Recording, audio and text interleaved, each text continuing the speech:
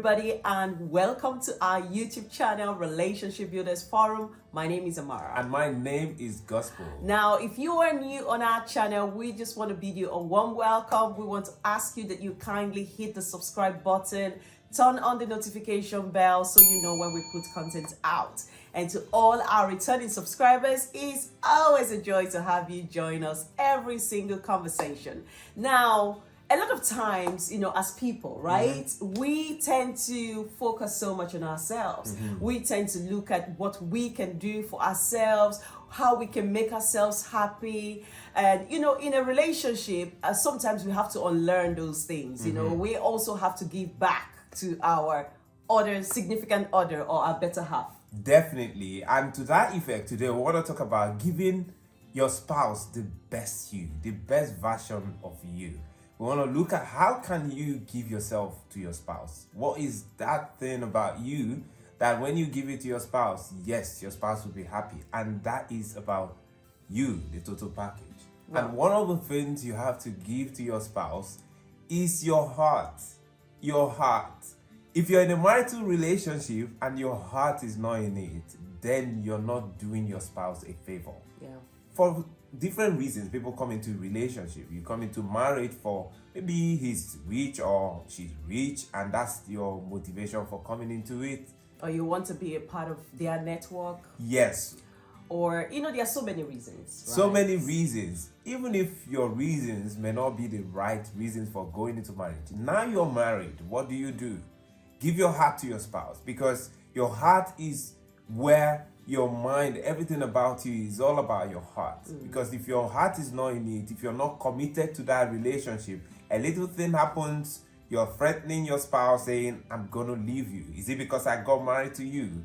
That means your heart is not in it. So one thing you have to give your spouse is your heart, your commitment to the marriage. You want to add to that? I want to add to that because you just touched on a very important point. Because, a lot of times when we say your heart, some people feel like, do I have to bring out my physical heart and give to my spouse? But it's all about commitment. It's all about, you being present in that relationship. It's all about showing that sense of, I am here with you. I am here for the long haul. And then your spouse being comfortable with the fact that, we're doing life together. Yeah. We're doing this relationship together, and not having to jump out at every slightest, opportunity, not opportunity, I wouldn't call it opportunity, but at every slightest threat, to your relationship, you think, oh, I'm out of here. You take on the flight mode. Yes, I'm out of here. I'm not going to do this with you. It's all about staying true to each other. It's all about staying through every thick and thin. Because you know what happens? Life happens. Whether you're single or whether you're married, you know what? We go through things in life. And a lot of times when you're getting into a marital relationship, you've got baggages, I've got baggages. And, you get to a point where you have to walk through those baggages to get to understand yourselves. And you have to be committed to stick with that person until you see the better side of them. Very important point you have made. Obviously, your spouse needs to know that your heart is in this marriage. The rhythm of your heart is in sync. And your spouse is supposed to trust that you're in it for a long haul. Because if that doesn't happen, then the marriage is shaky as it is. The second part of you that is the best part of you can give to your spouse is the gift of time. Time is value. A lot of times people look at time as, it's just time. But think about you being on the job and you being paid on the clock. You're paid per hour. And that shows that time in itself is money. So if I'm gifting you my time, that means I'm giving you something of value. And we tend to trivialize this, especially after marriage. Having spent some time with each other, you get to know yourselves. You're like, what is it about gospel? It's gospel. Gospel is gospel, right? But before marriage, maybe you invested quite a lot of time trying to understand yourself, trying to understand what is he like, what makes him think, what makes him happy, what makes him, smile, whatever it is. And now you're married and you feel like, I don't have time for that. Because, of course, marriage comes with a lot of commitment, a lot of things that are competing for your attention.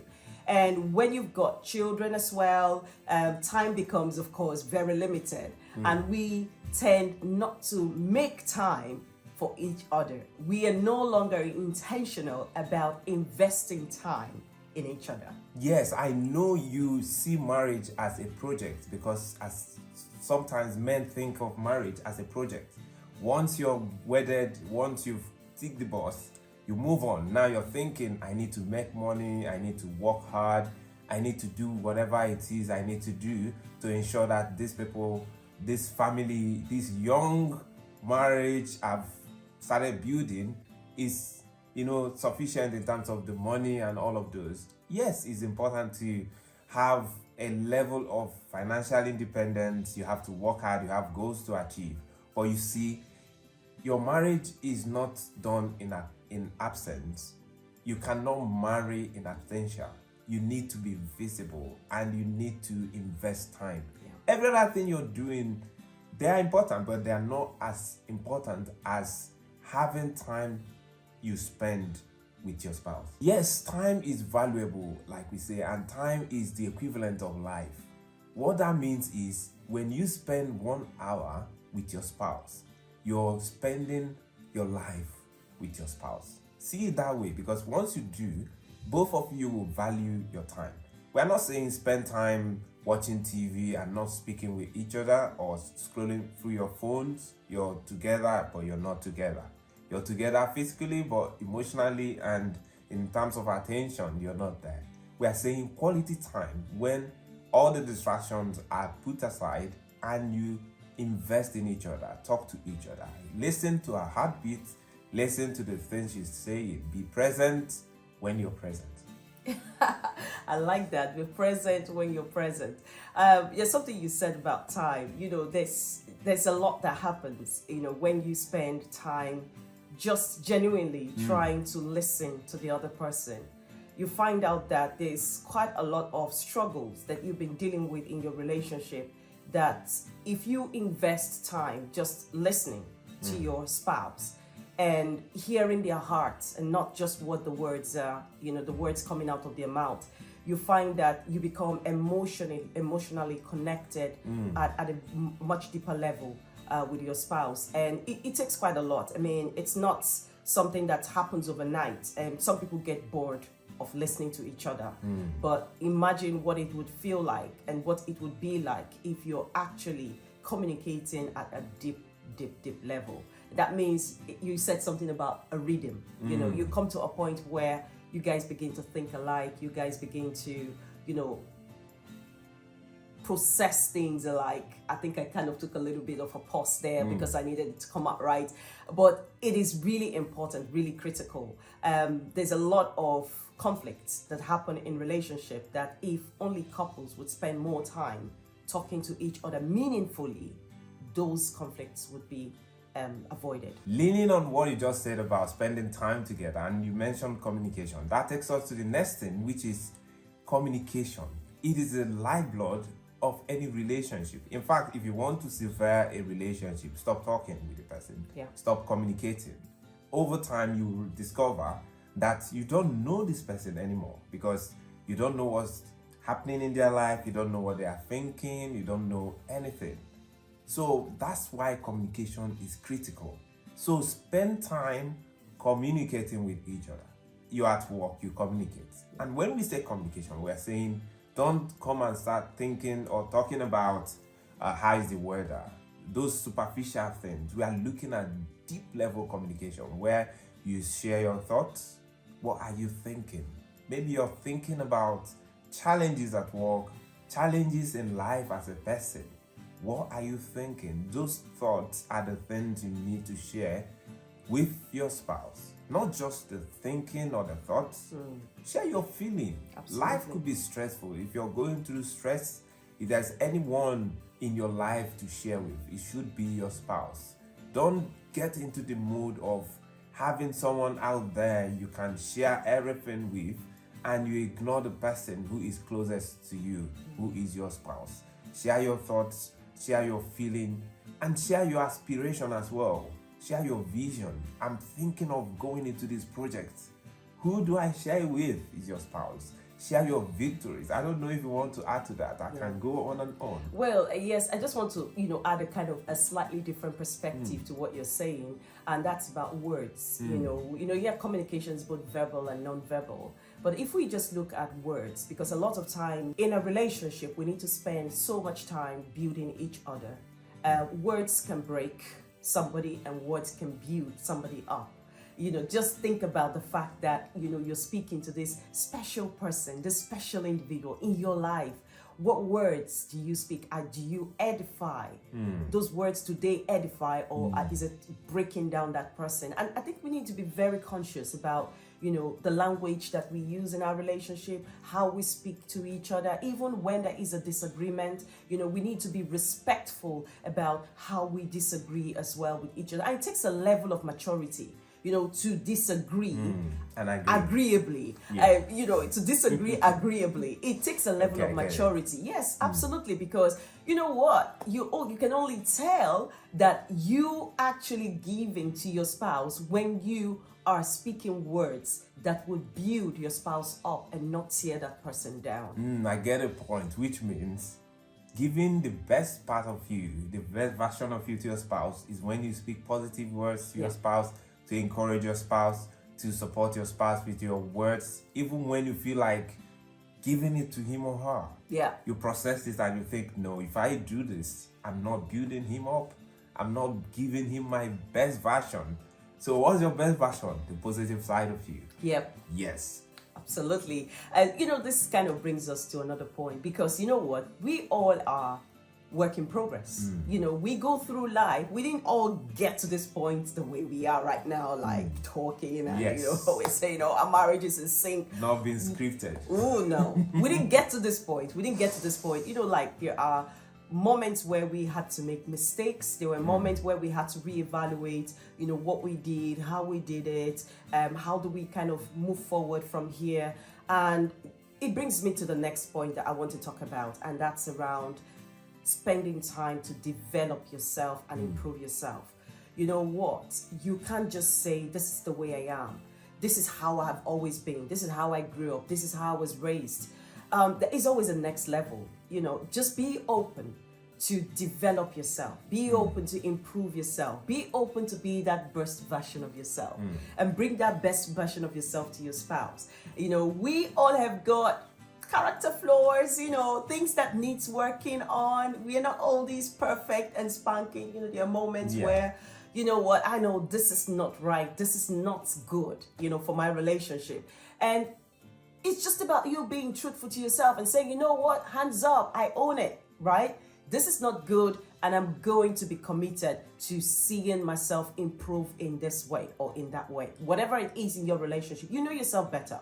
Do an assessment, a real health check on your personality, and identify what are those areas of my life that would need improving, and begin to work on those. Thank you. I just jumped in there, Abby. Yes, so fine. When we talk about developing yourself, you mentioned character issues. You know what those are, especially the things your spouse has been saying to you. I don't like this. I don't like that. I don't like the way you talk to me. I don't like the fact that when you say things, they are not black and white. There is always a gray area. It doesn't mean you're a liar, but the honesty is not coming through.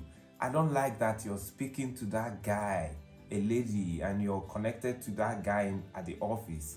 It raises a question mark on your character. And the person, your spouse is saying to you, disconnect with that lady. I know that it's just friends. You guys are just friends, but she feels a bit unsettled about the relationship. And she's saying to you, disconnect.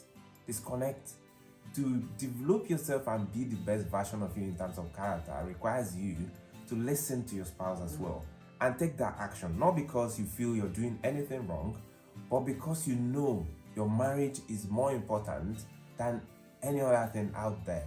Build that confidence and level of trust that your spouse will know that you have his or her best interest at heart. That's what we are looking at when we say get the best version of you. Beyond the character thing, we are looking at competence. Competence in different areas. We can talk about competence in your communication, competence in your ability to manage conflict. We are looking at competence in your, even how you appear physically. Your spouse wants you to, look certain way, be attractive as a woman, be attractive as a man as well. Not just women are attractive, and that is what you need to do. It could also, sorry to cut in there, it could be around etiquettes. Yes. Simple etiquette, what you do, how you conduct yourself in public, how you eat, how you have conversation, how you say pleasantries. There's so many things to talk about in terms of that. But, if this has been a talking point, something that your spouse have pointed out, maybe it's worth investigating. Yeah, and don't always wait for your spouse to point it out. Look inwardly and see, what can I do to improve myself in the area of competence? And when we're saying improve yourself, we know that marriage is an outcome of two people who have come together to do life together. So if you become the best version of you and your spouse becomes the best version of him or her, it means your marriage will take a different leap, quantum leap. And that's why we are doing this video and sharing our thoughts with you. Yeah, one of the things you touched about is the fact that some people don't want to see you sharing too much with somebody else outside of the relationship. They would rather consider them a safe space. This brings me to the next point around, sharing with each other. Marriage is all about oneness. You need to be vulnerable to your spouse. You should be able to share freely what you're going through, what the pressures are, what your thoughts, sometimes, you could have a wandering mind.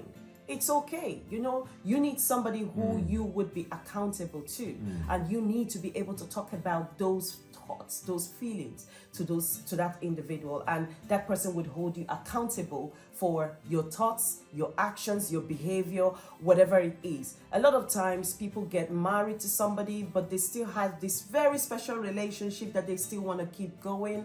But again, you're not in a marital relationship with that individual. You're in a marital relationship with your wife or with your husband. So you need to think about, how can I give the best to my spouse? It's all about making sure that I'm sharing, the most vulnerable side of me, whatever it is, with my spouse. Yes, I know that being open and sharing the intimate part of you makes you vulnerable and sometimes powerless. Sometimes it puts you in a position where someone can take advantage of what you've shared, in your marriage. But our understanding is that if there is a safe space, emotional safe space to be yourself, to be one, then it is in your marriage. If for any reason your spouse has taken advantage of what you shared in the past, that's an area of need where you need to, deal with it, talk through it, and understand how to navigate that. So you don't, because of what happened in the past, decide to lock up, not to be open anymore. The reason we are talking about sharing is because we know you cannot be intimate as much as you need to without being open and without being vulnerable. To give the best version of you, to give the best you, requires that you have an open heart, you have that, ability to forgive your spouse when he or she offends you. You can't do marriage effectively if you're not able to forgive. I know it could be difficult, it could be challenging when someone has done something terrible for you to just forgive. I also want you to know that forgiveness doesn't mean that you won't feel the pain. Forgiveness means, yes, I know you've hurt me, but I let go. I don't want to offend you back. I don't want to deal with you with the same measure of which you have dealt with me.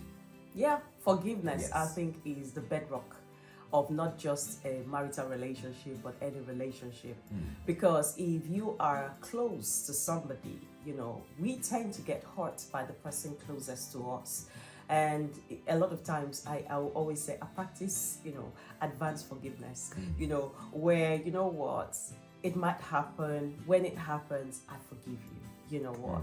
It's not as important as what we are building together, because we are human beings and we've got flaws, we've got weaknesses, and your husband or your wife is not perfect. So don't expect perfection from them. Sometimes They could toe a line that is way too far, unexpected.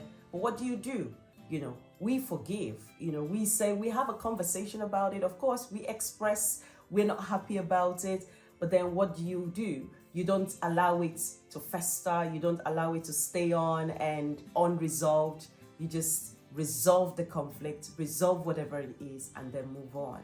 Yes, I know it's easy to say. Maybe we can do a video on issues around forgiveness, because obviously you might forgive someone, and you may not need to be in that relationship. For instance, if issues around physical abuse is there, do you forgive and stay? Sometimes people see forgiveness as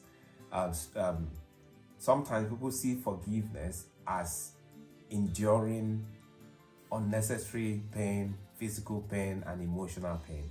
That's not what we're saying. We are saying that forgiveness means you have that heart to let go. And when you are open to forgive, it means you're bringing your best version into the marriage. The next thing that I think is so important in giving the best version of you to your spouse is protecting them from any form of external influence. And that also includes family members. Yes. I must say that. Yes. Because it's sad to see people in a relationship go through certain things that they should have been protected from by their spouse. So I give examples. Like, for example, you're married to a family that is kind of very, the personality is very different. They're kind of out there. You have this culture of everybody wants to know what everybody is doing. And now you're married to this woman and you haven't even had time to develop a culture or develop what is our ethos of our relationship. What are we doing together? And every single time your wife is put out there, you say nothing. You do nothing to protect her. And a lot of times they might come under a lot of scrutiny from siblings and sometimes even maybe from your mother or maybe aunties or uncles, whoever that is. But you do nothing. And sometimes these things might be a joke sometimes, but you don't know how your spouse feels about it. There are so many instances, and I would say, in the course of our counseling couples, we've seen so many instances of external influences, especially even from spiritual fathers and mothers as well. So many versions of external influences, and how this has had a massive, massive impact in relationships. Most times even lead to a relationship breakdown. And maybe we can talk about it in a separate video. But the point here is, if you love your spouse as you profess that you do, you need to be there to protect them from any form of external influences, especially when that is harming them, when they're uncomfortable with that. When we say protect your spouse from external influences, we are not saying if your spouse has an attitude that puts everyone off, you need to encourage her to keep on being negative to your maybe extended family members or friends and all of those. What we are saying is there is a better way of dealing with that, and it may involve bringing people together to have open conversation. But the key area we are looking at is when those influences are just to undermine the effort and the love and the marital relationship you guys have. For instance, some people would like to tell their family members all the negative things about their spouse. That's the wrong thing to do. What you need to do is find a positive way of helping to build each other up rather than washing your dirty lining in the public. Some people will say, oh, if there's anything going on, my brother is the first person to tell. No. If your spouse is not happy about that, then you're not being protective of your spouse. Protecting your spouse may also mean having a way of dealing with issues within the marriage. For instance, issues around finance, issues around childbearing. My wife and I, someone reached out to us talking about how much pressure after 1 year she's going through because she's not able to conceive. She doesn't have a child, and the family members are putting so much pressure on the husband to remarry and divorce this woman. You see, a good husband will stand by the spouse, the wife, and say, no, this is my wife. I got married to her because I love her, not necessarily because I want her to have babies for me. Yeah, another thing I want to say in terms of external influences is that sometimes people get married and they're not in the summer season of their life, right? They have to go through a lot of hardship. And at that point, it's very difficult because a lot of times the people in this season tend to depend on the people in the network. And of course, the closest in that network is extended family members. And sometimes this can be taken out of context. And it's really, really important that, you are realistic about what the boundaries are. And making sure that, yes, you're extending help to us, but it is really important that it is done within the boundaries of respect. Your spouse is not a doormat, and it's really important that you elevate your spouse before your family member. Remember that, for husbands who have married their wives, they're there. It is really important that you tend to them, you cultivate them. You might not like what you get at the end, because a lot of times you open up a package and you feel, it's not what I expected. But then what do you do with it? Do you throw it out? Do you put it out there for, scavengers or whoever, it might concern to just, take a fair share at that particular parcel, which is your lovely wife? Or do you protect that your wife, tend to her and make sure that you bring out the best version of her? And it's the same, vice versa, it could be your husband, tend to him and make sure you bring the best version of him. The main thing is you're in this relationship together, right? And it's both of you against the world, right? Like you said, you don't have to condone negative expressions or negative habits or negative character from your spouse. So if your spouse needs building up, if your spouse needs work, please make sure you work on it. If someone out there is pointing it out that your spouse needs work, then it is your responsibility as the husband or the wife to make sure that you guys have a real check conversation about what do we need to do about this behavior, right? So we're not saying play the ostrich, right? People are talking and then you say, know what? I ignore people. It is us against the world. No, you need to, if you've got issues or if I got issues or if he's got issues, then we need to do a reality check. We need to fix it. And people are pointing it out. Fine. We need to fix it. And you can say, okay, thank you. I hear you guys. I see what you guys are saying. We are work in progress and we're definitely going to pay attention to this. We're going to work on it. Okay? It's really important that I mentioned that. Very important. Obviously, the key thing is what's the motive behind our actions, both from the point of those who are extending help or support and from the point of us who are the married people. What is our motive? When our motive is right, it won't lead to unnecessary conflict. Yeah, and just speaking about motives, because a lot of times when extended help or family members are, speaking about something, it's from the point of love sometimes. And sometimes people don't know how to express love. Some people, it can come across really strong, it can come across really harsh or really hard. But this is where boundaries need to be set in terms of how these things are managed. Finally, we want to talk about the need to support your spouse. You can't say that you've given your best version to your spouse if you're not emotionally supportive, physically supportive, financially supportive, if you're not there for that person. You're a husband, your wife is struggling physically to do everything at home, and you say, I've given you the best version of me. You're not extending hands to support this woman, then that's not fair. So what we are saying in effect is support.